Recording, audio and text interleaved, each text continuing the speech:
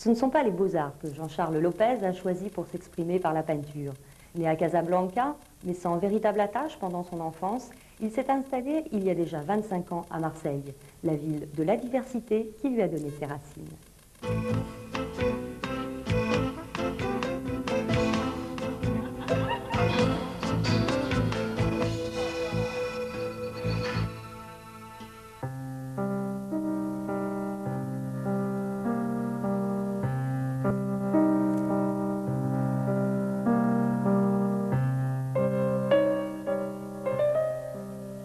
Oui, on peut dire que je suis un artiste marseillais parce que ça fait plus de 25 ans.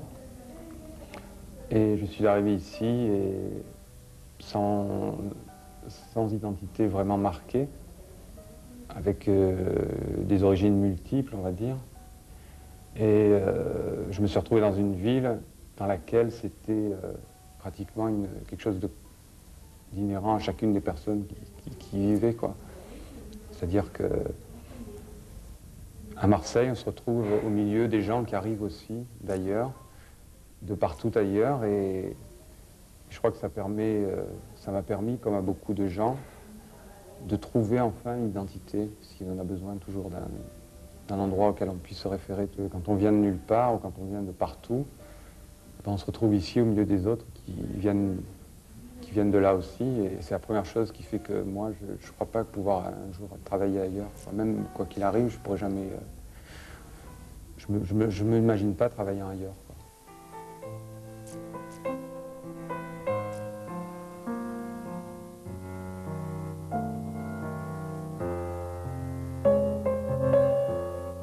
J'ai un grand souci, comme tous les peintres et comme tous les gens qui font la création de près ou de loin, d'entrer en relation avec les autres, même si souvent il y en a qui s'en défend, quoi. Mais c'est ça le premier truc, c'est d'entrer en relation avec les autres et de communiquer avec eux.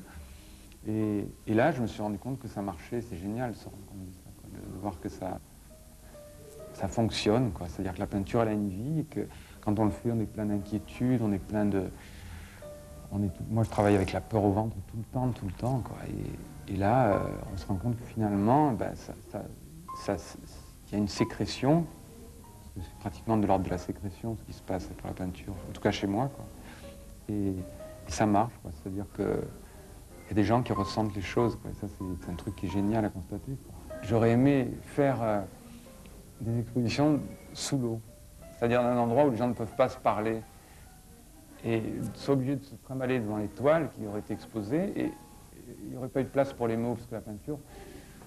pour moi, ça commence à l'endroit où s'arrêtent les mots, quoi. Si on commence à peindre, c'est parce qu'on ne sait plus dire, on ne sait plus écrire, on peint, quoi. Alors, c'est un truc qui m'énerve, de voir des trucs accrochés avec des modes d'emploi à côté. Le mec qui est très scolaire, c'est un truc d'art contemporain, ça, c'est-à-dire qu'on présente un rendu et on explique, quoi. Je veux dire, alors, le mec, il faut qu'il comprenne, quoi. Alors, du coup, les gens, maintenant, ils disent ça, je ne comprends pas. Non, il n'y a pas à comprendre. Tout ma peinture, je ne veux pas qu'on la comprenne, je ne la comprends pas moi-même, quoi, je veux dire. Donc, c'est clair.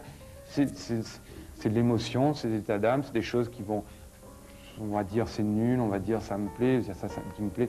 C'est ça la vérité de la peinture, c'est pas aller dire ben, il faut la comprendre comme ça, il faut la vivre comme ça, mais ça il faut le voir comme ça.